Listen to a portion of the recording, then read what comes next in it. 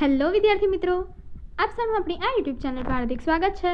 આજે હું લઈને આવી છું ધોરણ 10 વિષય ગુજરાતી, ગુજરાત માધ્યમિક અને ઉચ્ચતર માધ્યમિક શિક્ષણ બોર્ડ ગાંધીનગર પેપરનું સંપૂર્ણ સોલ્યુશન. તો ચાલો આપણે આગળ વધીએ.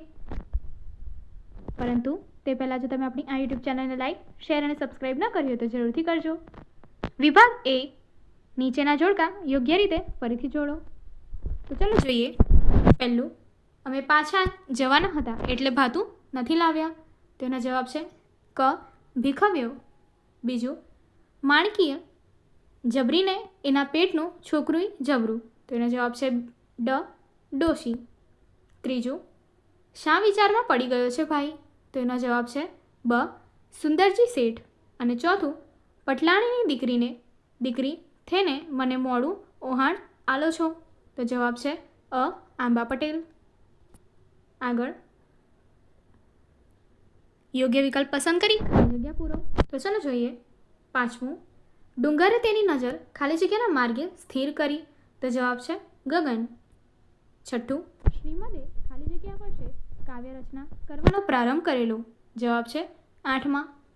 સાતમું, હિમાલયમાં એક સાહસ કૃતિ જવાહરલાલ નહેરુના ખાલી જગ્યા પુસ્તકના ગુજરાતી અનુવાદનમાંથી લીધેલ છે. જવાબ છે મારી જીવનકથા.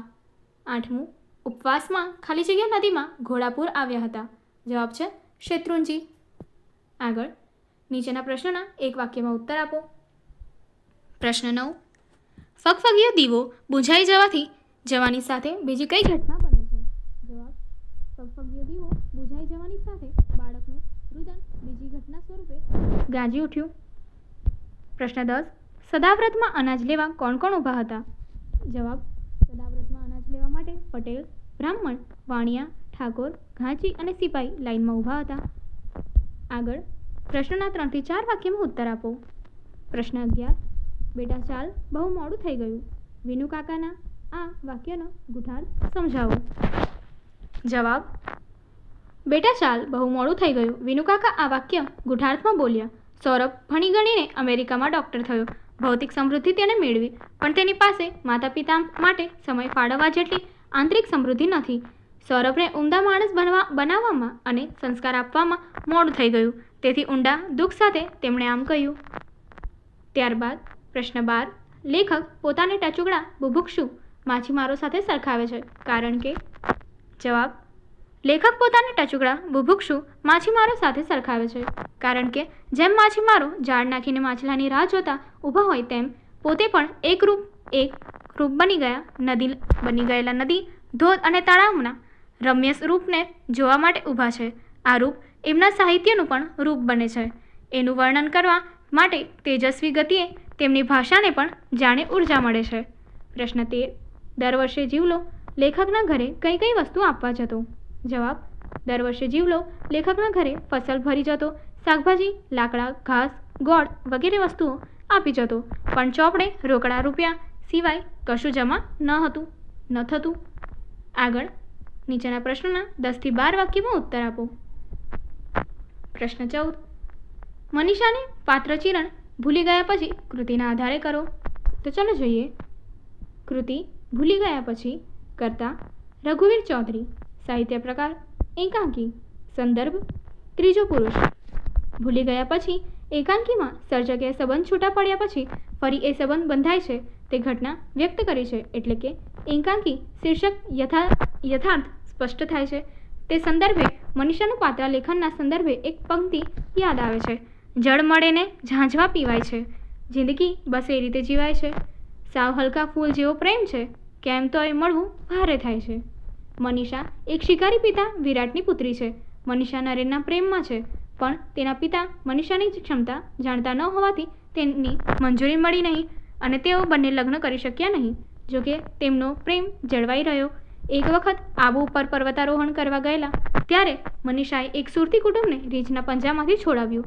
એક નાજુક અને નમણી કન્યા ખડતલ અને નિર્ભય ન થઈ શકે એ વિષય પર મનીષાએ એક દિવસ ભાષણ આપેલું અને એની વિગત છાપામાં એના ફોટા સાથે છપાઈ હતી. આ હકીકતની અજાણ નરેશને તેની ખબર પડી ત્યારે તેણે તું તો સાહસમાં મારાથી પણ આગળ નીકળી ગઈ, નિર્ભય થતાં તું પ્રેમ સ્વરૂપ બની ગઈ આત્મા સ્વરૂપ બની ગઈ. પ્રશ્ન 15. લેખકે સૂચવેલા સામાજિક જાગૃતિના પગલાં લખો. જવાબ. સર્જક શ્રી ગુણવંત શાહે આ નિબંધોમાં સમાજને ઉપયોગી અને સમાજમાં જાગૃતિ ફેલાવવા માટે કેટલાક વિચાર પ્રેરક વાત કરી છે. વ્યક્તિ સ્વચ્છ અને તાજો ખોરાક હંમેશા લેવો જોઈએ. વાસી અને દુર્ગંધ મારતો ખોરાક તબિયત બગાડે છે. શું ખાવું, કેટલું ખાવું, ક્યારે ખાવું અને કેવી રીતે ખાવું તેની યોગ્ય સમજ દરેક વ્યક્તિમાં હોવી જોઈએ. દરેક માણસ વ્યસનથી દૂર રહેવું જોઈએ. પાન, માવો, ગુટકા, સિગરેટ, દારૂ જેવા માદક પદાર્થો ઝેર સમાન છે અને માણસમાં અકાળે વૃદ્ધત્વ લાવી આપે છે. તેનો ત્યાગ કરવો જોઈએ. માણસ પોતે જે વિસ્તારમાં રહે છે તેની આજુબાજુના વાતાવરણ તંદુરસ્ત રાખવું જોઈએ. ત્યાં ગંદકી ન કરવી જોઈએ. ગંદકીથી બીમારી આવતી હોય છે, એટલે જ્યાં ત્યાં ગંદકી ન થાય તેનું પણ ધ્યાન રાખવું જોઈએ. ખોરાક લીધા બાદ અમુક સમય સુધી હલનચલન કરવું જોઈએ. લાંબો સમય બેઠાડું જીવન પણ રોગને નિમંત્રણ આપે છે. રોજિંદા જીવન, પ્રાર્થના અને પ્રાણાયામ પણ મહત્ત્વનું આપવું જોઈએ. કુટુંબમાં પારિવારિક પ્રેમ, લાગણીના સંબંધો જળવાય તેવા સુચારુ પ્રશ્ન કરવા જોઈએ. પ્રશ્ન 16. અમદાવાદ રાજકોટની મુસાફરી દરમિયાન ખોવાયેલી છત્રીની કથા છત્રી પાઠના આધારે લખો. જવાબ. લેખક અમદાવાદ રાજકોટની મુસાફરી દરમિયાન પોતાની છત્રી ભૂલી ગયા હતા, પણ ભૂલથી લેખકને છત્રી આવી ગયાનો એકરાર કરતો પત્ર રાજકોટથી આવ્યો. ત્યારે તેમણે જાણ્યું કે તેઓ છત્રી ભૂલી ગયા હતા. તેમાં પત્ર લેખક માફી માંગી હતી અને એમની છત્રી લેખક પાસે ન આવી હોય તો પણ તેમની છત્રી લઈ જવા ઘટતું કરવા જણાવ્યું હતું. લેખકે પત્ર લખીને એ સજ્જનનો આભાર માન્યો અને તેની છત્રી પોતાની પાસે ન હોવાની દિલગીરી પણ વ્યક્ત કરી અને પોતાની છત્રી મેળવી લેવા ઘટતું કરવાનું વચન આપ્યું. હવે આ સવાલ એ હતો કે એક છત્રી લેવા છેક રાજકોટ સુધી જવું, એમાં રાજકોટ જવા આવવાના બસ ભાડા અને રિક્ષા ભાડાના તથા ચા પાણી નાસ્તો વગેરેના મળીને 300-350 રૂપિયા થઈ જાય. આથી છેક રાજકોટ છત્રી લેવા જવું એ વ્યવહારું નહીં, પણ મૂર્ખામી ભર્યું કહેવાય એવો સૌનો મત હતો. પરંતુ છત્રી પરત કરવાની. વિભાગ બી. નીચે જોડકા યોગ્ય રીતે ફરીથી જોડો. તો ચાલો જોઈએ. પહેલું છે વૈષ્ણવજન. તેની માટે આપ્યું છે, તો એનો જવાબ અહીંયા આપણને આપ્યો છે, તો કે એનો જવાબ છે ડ પદ. બીજું છે એક બપોર. તેની માટે જવાબ આપ્યો છે ક ઉર્મી કાવ્ય. ત્યારબાદ ત્રીજું છે દીકરી. તો એની માટે જવાબ આપ્યો છે બ ગઝલ. ચોથું છે હું એવો ગુજરાતી. તો એની માટે જવાબ છે અ ગીત. આગળ વધીએ. નીચેના વિકલ્પોમાંથી યોગ્ય વિકલ્પ પસંદ કરીને ખાલી જગ્યા પૂરો. તો ચાલો જોઈએ. 5મો પ્રશ્ન. દિવસો જુદાઈ ન જાય છે એ જશે જરૂર ખાલી જગ્યા સુધી. તો જવાબ છે મિલન સુધી. 6. કાવ્ય નાયક માને ખાલી જગ્યા બાંધી દેવા કહે છે. જવાબ છે રોટલા. 7. સગી નણંદના વીરા સાથે કાવ્ય નાયિકાનો ખાલી જગ્યાનો સંબંધ છે. જવાબ છે પતિ. 8. ખોરડું નાનું હાઈકુના કવિ ખાલી જગ્યા છે. તો જવાબ છે મુરલી ઠાકર. આગળ પ્રશ્નોના એક વાક્યમાં ઉત્તર આપો. પ્રશ્ન 9. વતનથી વિદાય થતાં કૃતિના સર્જકનું નામ જણાવો. તો જવાબ છે જયંત પાઠક. પ્રશ્ન 10. કવિ માટે કેવા દિવસો જતા હતા. તો જવાબ છે કવિ માટે જુદાઈના દિવસો જતા હતા. આગળ પ્રશ્નોના 3 થી 4 વાક્યમાં ઉત્તર આપો. પ્રશ્ન 11. પરસ્ત્રી જેને માત્રે પંક્તિ સમજાવો. પરસ્ત્રી જેને માત્રે પંક્તિ વૈષ્ણવજનની નિર્મળ દ્રષ્ટિને વ્યક્ત કરે છે. તે સૌની તરફ સમભાવ અને સમદ્રષ્ટિ રાખે છે. એવી વ્યક્તિની માતાને નરસિંહ મહેતા ધન્ય ગણે છે. પ્રશ્ન 12. જળમાં કોનું તેજ રેલાઈ રહ્યું છે. જવાબ કૃષ્ણના મતે ચંદ્રના કિરણોનું તેજ જળમાં રેલાય છે અને પાતાળમાં હરિવર દેખાય છે. પ્રશ્ન 13. નીચેની કાવ્ય પંક્તિ સમજાવો. સૌંદર્ય વેડફી દેતા નાના સુંદરતા મળે. સૌંદર્ય પામતા પહેલાં સૌંદર્ય બનવું પડે. જવાબ સમગ્ર વિશ્વમાં ઠેર ઠેર સૌંદર્ય પથરાયેલું છે. એ સૌંદર્યનો નાશ કરવાથી એમાં રહેલી સુંદરતાને પણ આપણે નષ્ટ કરી દઈએ છીએ. એને આપણે માણી શકતા નથી. ખરેખર સૌંદર્યને માનવું હોય તો સૌથી પહેલાં સૌંદર્ય દ્રષ્ટિ કેળવવી પડે. આગળ 10 થી 12 વાક્યમાં મુદ્દાસર ઉત્તર લખો. પ્રશ્ન 14. શીલવંત સાધુને તમે કોનો કહેશો તે શીલવંત કાવ્યના આધારે જણાવો. જવાબ કૃતિ શીલવંત સાધુને કરતા ગંગા સતી. સાહિત્ય પ્રકાર ભજન. સંદર્ભ ગંગા સતીની ભજન ગંગા. શીલવંત સાધુને ભજનમાં ગંગા સતીને શીલવંત સાધુના લક્ષણો વર્ણવ્યા છે.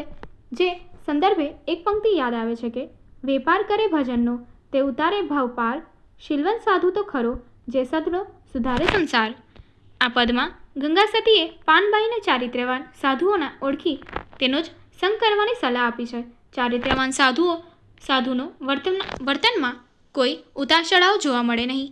એના ચિત્તની વૃત્તિ હંમેશા નિર્મળ અને પવિત્ર હોય છે. આથી જ પરમાત્માની એમના પર કૃપા વરસે છે. એમના હૃદયમાં આ શત્રુ કે મિત્ર એવો કોઈ ભેદભાવ હોતો નથી. એમનું લક્ષ્ય તો કેવળ પરમાર્થ જ હોય છે. એમના મન, વચન અને વાણીમાં એકરૂપતા હોય છે. એ સાધુ નિયમ સારી રીતે પાળે છે. એ આઠે પહોર દિવ્યાનંદમાં રહે છે.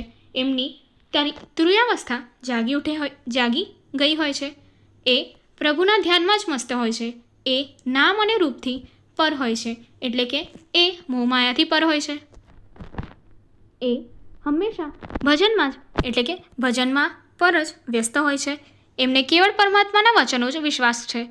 એવા સંતનો સંગ કરવાથી જ સંસાર તરી જાય છે. અને છેલ્લે સંતના ઉચિતતાના સંદર્ભે કહેવું છે કે સંત ऐसा चाहिए जैसा चंदन હોય, बजब घिसके उनको तख्तब खूब હોય. પ્રશ્ન 15. દીકરી ગઝલ દ્વારા પિતા તરીકે કવિએ દીકરી પ્રત્યેનો મનોભાવ કઈ રીતે વ્યક્ત કર્યો છે? જવાબ: દીકરી ગઝલમાં કવિએ દીકરીના ગૌરવ અને ગુણોને મૂલવ્યા છે. કવિને સ્વર્ગની એક એક દેવીમાં દીકરીની ઝલક દેખાય છે. દીકરી સુખડ ચંદન જેવી સુગંધ શીતળતા આપે છે. કુમકુમના પગ તિલકમાં દીકરીનું સૌંદર્ય વસ્યું છે. દીકરીના હૈયામાં સ્નેહનું ઝરણું વહે છે, એટલે જ એ મીઠડી લાગે છે. કોઈ વર્ષો સુધી ખડકમાંથી સુંદર શિલ્પ કોતે એવી નકશીદાર દીકરી છે. લાજ, મર્યાદા, શરમ, ગૌરીવ્રત જેવા પરંપરાગત હારમાળામાં દીકરી હંમેશા ફળક એટલે કે બીકમાં ઉછળતી રહી છે. એને શિરે હાથ ફેરવી વહાલ કર્યું, આશીષ આપ્યા. એ દીકરી આજે કેવી સમજદાર થઈ ગઈ છે. આજે એ મને હાથ દે છે, અર્થાત મને સહારો દે છે. આવી વાલી દીકરીને કેમ ભૂલાય? જ્યારે શરણાઈના સૂર સાંભળું છું ત્યારે સગા સંબંધીઓની ભીડમાં પણ મારી આંખો ભીની તરહી જાય છે. અને એ ભીની પલકમાં મારી દીકરી જ મને પ્રત્યક્ષ દેખાય છે. આમ વાલી અને મીઠાડી દીકરીના ગૌરવભર્યા સ્થાન અને માન હંમેશા પિતાના હૃદયમાં રહેવાના. પ્રશ્ન 16. હું એવું ગુજરાતી કાવ્યમાં કવિએ ગુજરાતના મહિમા ગાન માટે પ્રયોજેલા વિવિધ સંદર્ભો સ્પષ્ટ કરો. જવાબ: હું એવો ગુજરાતી કાવ્યમાં કવિએ ગુજરાતના મહિમા ગાન માટે પ્રયોજેલા વિવિધ સંદર્ભો સમજવા જરૂરી છે. ગુજરાતની ભૂમિનું પ્રાકૃતિક સૌંદર્ય નર્મદા, મહીસાગર વગેરે નદીઓ, અરવલ્લી, શત્રુંજય, ગિરનાર પર્વત વગેરે પર્વતો અને રત્નકારોને કારણે ખીલી ઉઠ્યું છે. ગીરના સિંહો તો વિશ્વમાં વિખ્યાત છે. નવરાત્રિ પ્રસંગે કાણાવાળી માટલીમાં મૂકતો ગર્ભદીપ અને એની ફરતે ગવાતા રાસ ગરબાની રમઝટથી વાતાવરણ ભક્તિમય બની જાય છે. સૂર્ય મંદિરો મહિમા પણ અનોખો છે. દ્વારકાના કૃષ્ણ સૌને પ્રેમરૂપી અમૃતનું પાન કરાવે છે. આ ભૂમિએ ભારત દેશને ગાંધીજી અને સરદાર જેવા મહાપુરુષોની ભેટ આપી છે. ગાંધીજીએ સત્યરૂપી શસ્ત્રથી બ્રિટિશરોને હલાવી નાખ્યા છે અને દેશને આઝાદ કર્યો. સરદારની એક હાંકથી ખેડૂતોએ બ્રિટિશરોને હલાવી નાખ્યા અને દેશને આઝાદ કર્યો. બ્રિટિશરોના વિચિત્ર કાયદાનો વિરોધ કર્યો. આ ભૂમિ પર નરસિંહના પ્રભાતિયા ઘેર ઘેર ગવાય છે. મીરાબાઈનો તાનપુરો, પ્રેમાનંદજીની માળા, વિજાણંદનું વાજિંત્ર, પરમાત્માનું એકાગ્ર ચિત્તે ધ્યાન ધરતા ભગવાધારી સંતો વગેરે ગુજરાતની આધ્યાત્મિક સમૃદ્ધિ છે. ગુજરાતની ભૂમિ સંતો અને શૂરવીરોની ભૂમિ છે. ગુજરાતની અસ્મિતા અને સંસ્કૃતિનું રક્ષણ કરવામાં એમનું મોટું યોગદાન છે. વિભાગ સી, વ્યાકરણ વિભાગ. તો ચાલો જોઈએ. પહેલું, સાચી જોડણી આપો.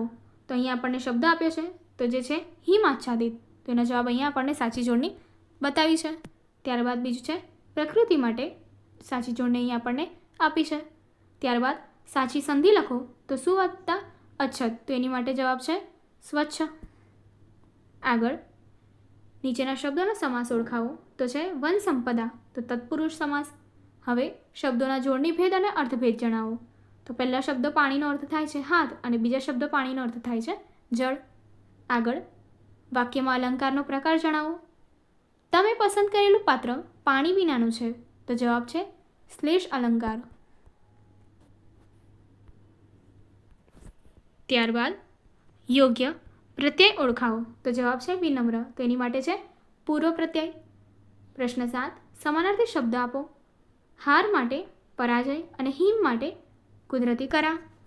હવે નીચેની સંજ્ઞાનો આપેલા વિકલ્પમાંથી સાચો વિકલ્પ શોધીને લખો.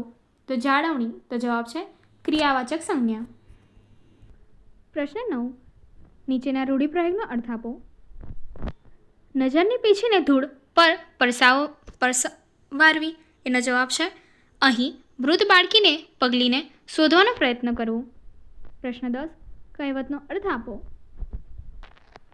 જેમાં ઓછી આવડત હોય છે વધુ બતાવવાનો ડોળ કરે છે. તો જવાબ છે દૂધનો દાજ્યો છાશ પણ ફૂંકીને પીએ. પ્રશ્ન 11. શબ્દ સમૂહ માટે એક શબ્દ આપો. માથાનો એક પહેરવેશ, તો જવાબ છે પાઘડી.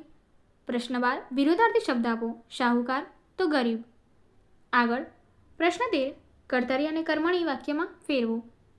જયવંતી શેઠાણી દ્વારા હાલરડું ઉપાડાયું. જવાબ જયવંતી શેઠાણીએ હાલરડું ઉપાડ્યું. આગળ પ્રશ્ન 14. તળપદા શબ્દોનું શિષ્ટ રૂપ લખો.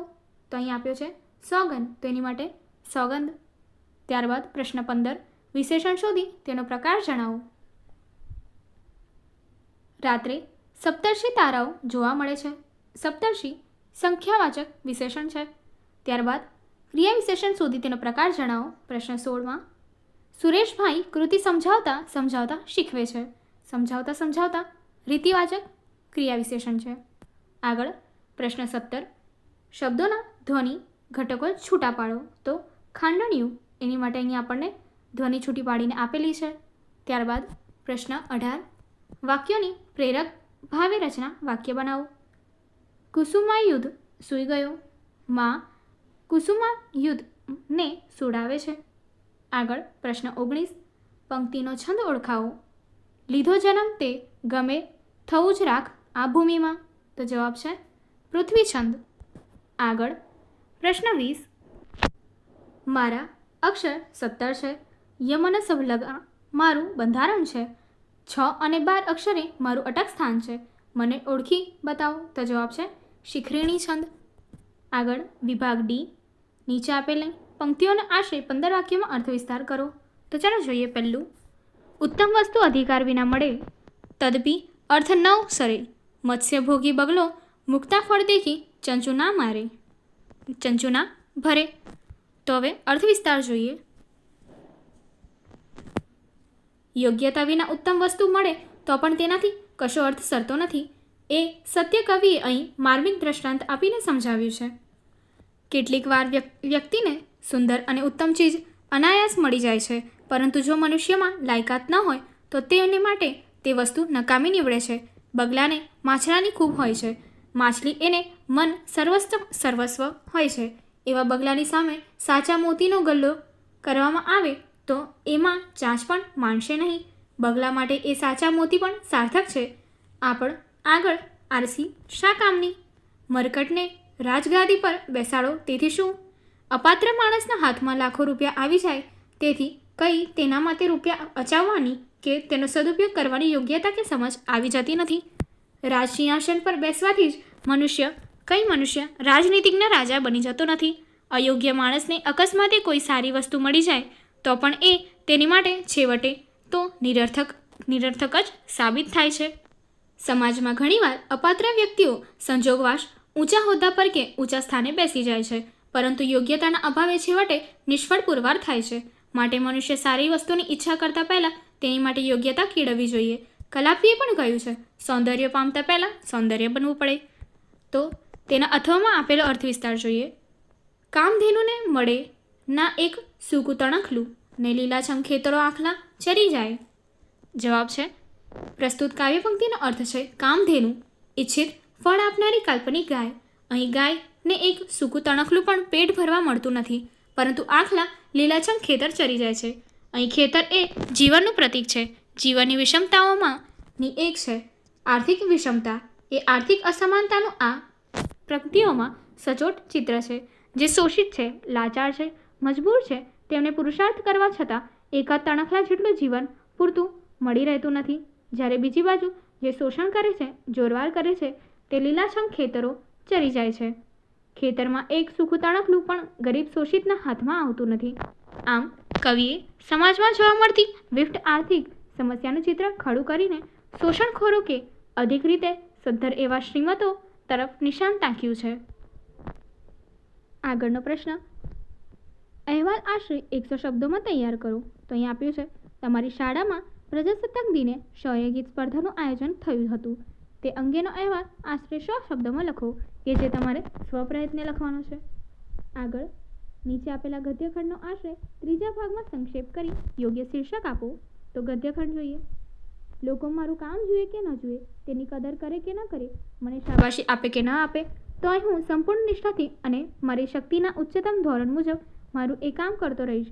પરીક્ષા હોય કે ન હોય તોય હું સરખી રીતે વાંચીશ. કસોટીના ગુણ છેલ્લા પરિણામ માટે ગણાય કે ન ગણાય, તો અહીં હું સરખી કાળજીથી લખીશ.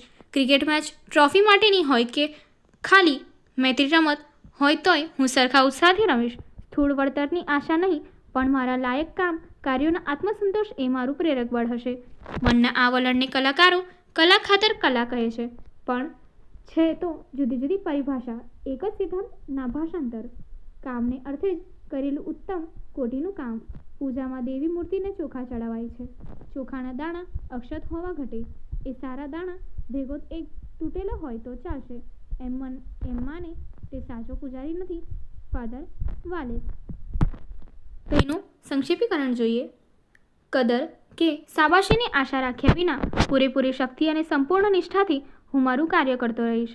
પરીક્ષા કે ક્રિકેટ મેચનું પરિણામ નહીં, પણ એમાં ઉત્સાહપૂર્વકની મારી સામેલગીરીનું મારે મન મહત્વ છે. કારણ કે વળતર નહીં, પણ આત્મસંતોષ એ જ મારું પ્રેરક બળ છે. કામને અર્થે કરેલું ઉત્તમ કોટીનું કામ એ કલા ખાતર કલા જેવો જ સિદ્ધાંત છે. તો શીર્ષક પશ્ચાતાપ છે. આગળ ગમે તે એક વિષય પર આપેલા મુદ્દાને આધારે 250 શબ્દોમાં નિબંધ લખો. તો આપણો પહેલો વિષય છે ભાવિ વિશ્વયુદ્ધની ભયાનકતા. જેની માટેના મુદ્દાઓ તમને અહીં આપી દેવામાં આવ્યા છે. તો ચાલો નિબંધ જોઈએ.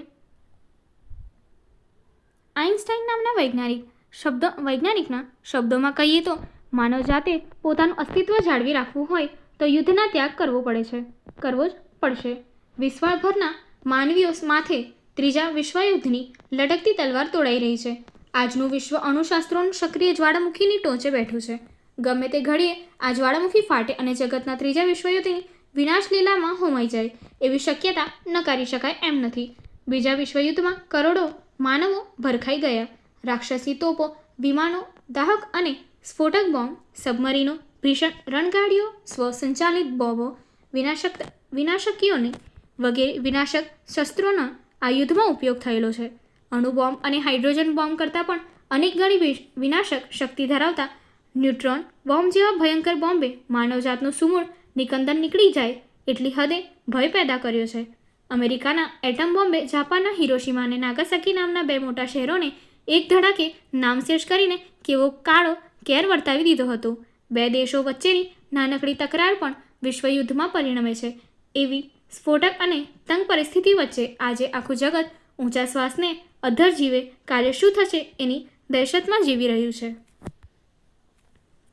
ન કરે નારાયણ, જો ત્રીજું વિશ્વયુદ્ધ ફાટી નીકળે તો એ યુદ્ધમાં વિજેતા બનનાર પણ વિજયને આનંદ માણવા જેવી હાલતમાં નહીં હોય. એવું ખૂનખાર એ મહાયુદ્ધ કે અણુયુદ્ધ હશે એની પ્રતીતિ વિશ્વને થઈ ચૂકી છે. ચીન, રશિયા અને અમેરિકા જેવા દેશો પાસે જે છેલ્લામાં છેલ્લી શોધ મુજબના મિસાઇલ્સ, દાહક અને સ્ફોટક અણુઓ ગોળા, ભીષણ રણગાડીઓ, તોપો, સુપરસેટ અને જમ્બોજેટ વિમાનો, સબમરીનો, વિનાશિકાઓ વગેરે છે. અને તેના ભૂગર્ભ ધડાકાઓને અખતરાઓના ચોંકાવનારા અહેવાલો સૌની જાણમાં છે. તે પરથી નિશંક કહી શકાય કે ત્રીજું વિશ્વયુદ્ધ સમગ્ર જીવસૃષ્ટિનો સર્વનાશ કરી નાખશે. જો ત્રીજું વિશ્વયુદ્ધ થશે તો સ્થળ અને જળમાં લડવાના અદ્યતન અને ખતરનાક શસ્ત્રોનો ભારે છૂટથી ઉપયોગ થશે.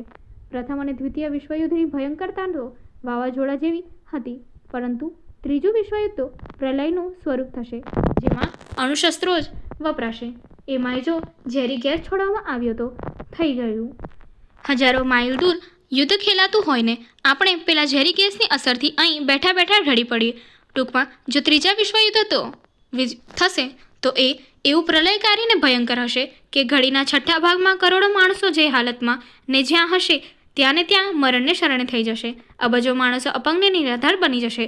સમગ્ર જીવસૃષ્ટિ, પશુપંખી ને વનસ્પતિ સૃષ્ટિ યુદ્ધની અગન જ્વાળમાં ભરખાઈ જશે. સેંકડો નગરો, તીર્થસ્થાનો, સંસ્કૃતિના કેન્દ્રો ઇમારતો અને બધો જમીનદોસ્ત થઈ જશે. વેપાર, કલા અને ધર્મ આ તમામ ક્ષેત્રે છેલ્લા 50 વર્ષોમાં થયેલી અભૂતપૂર્વ સિદ્ધિ પર લાવારસ ઢોળાઈ જશે. અનાજ, પાણી અને હવા એટલી હદે દૂષિત થઈ જશે કે માણસ એનો ઉપયોગ નહીં કરી શકે. બીજા વિશ્વયુદ્ધની જેમ પણ આ મહાયુદ્ધમાં ભારત જેવા દેશોનો સંપૂર્ણ તટસ્થ રહી શકાશે નહીં અને રહેશે તોય એની કોઈ અસર નહીં પડે, કેમ કે અણુની રજ અને એની ઝેરી ગેસની અસરથી કોઈ બચી શકે એવી સંભાવના જ નથી. જો ત્રીજું અણુયુદ્ધ થશે તો મનુષ્યની અપ્રતિમ સિદ્ધિઓ અને સફળતાઓ પર પાણી ફરી વળશે અને સભ્યતા તેમજ સંસ્કૃતિ નામશેષ થઈ જશે. આમ વસુદેવ યુદ્ધભૂમિ સર્જાશે ને શૂન્યમાંથી સર્જાયેલી સૃષ્ટિ શૂન્યમાં મળી જશે. ખરેખર ત્રીજું વિશ્વયુદ્ધ પૃથ્વીનો મૃત્યુઘંટ જ વગાડશે અને કોઈએ તો એટલી સુધી કહ્યું છે કે પછી જ્યારે ચોથું વિશ્વયુદ્ધ ખેલાશે ત્યારે એમાં તીર, કામઠા અને પથ્થરોનો જ ઉપયોગ થશે, કેમ કે ફરીથી પાછો માનવજાત એની અસલ જંગલી અવસ્થાથી એકડો ઘૂંટવાની શરૂઆત કરતો હશે.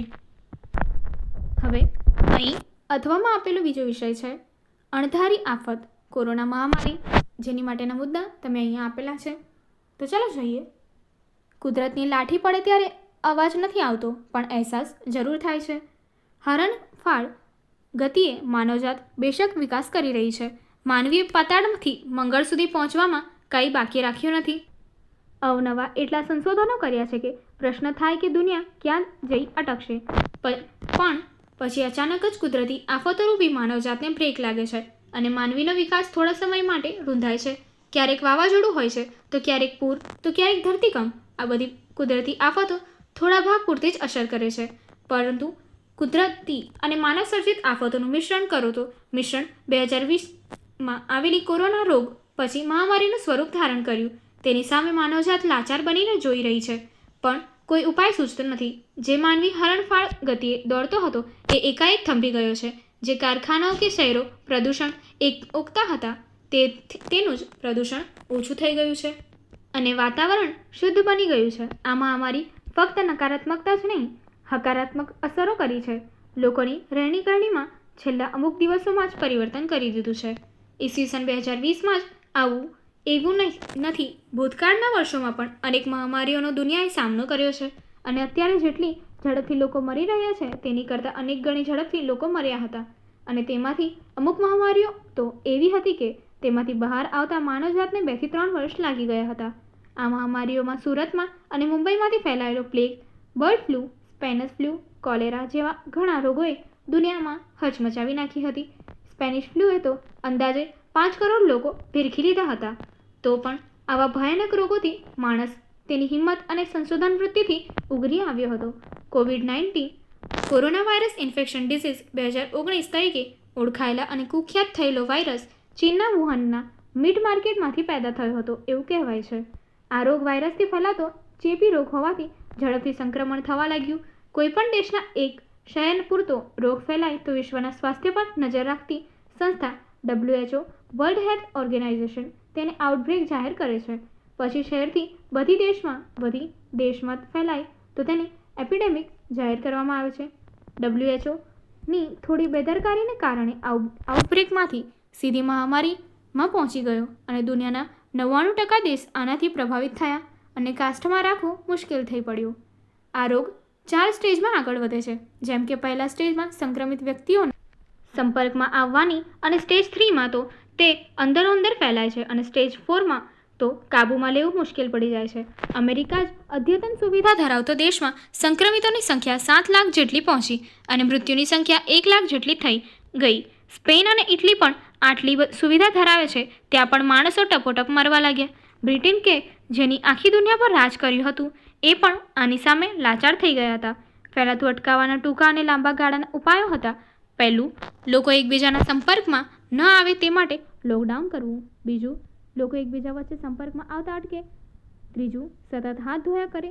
ચોથું, માસ્કનો ઉપયોગ વધુમાં વધુ કરે. પાંચમું, આ મહામારી રોકવાના લાંબા ગાળાનો ઉપાય તેની દવા શોધવી એ છે. અને છઠ્ઠું, મહામારીને કારણે દેશની અર્થવ્યવસ્થા પણ ભાંગી પડે છે. બિલ ગેટ્સ 2015માં એક પ્રવચન ભવિષ્યમાં આવનારી મહામારીનું સૂચન કરી દુનિયાને ભેગી થઈ આવનારી મહામારી વિશે ફંડ ભેગું કરે જેથી સમય આવે તેનો ઉપયોગ કરી શકાય. જ્યારે પણ કોઈ મહામારી આવે ત્યારે તેની અગાઉથી જ ગંભીરતા જાણી તેના ઉપાયો વિચારવા માંડવા જોઈએ અને માનવજાતને બચાવવા પ્રયાસ કરવા જોઈએ. તે જ રીતે અહીં ત્રીજો વિષય આપેલો છે અથવામાં, હું માનવી માનવ થાવ તો ઘણું. તેની માટેના મુદ્દા પણ તમને અહીંયા આપી દીધા છે કે જે નિબંધ તમારા સ્વપ્રયત્ન છે. આગળની એક્ટિવિટી જોવા માટે અહીં આપેલી એન્ડ સ્ક્રીન પર ક્લિક કરો. Thank you.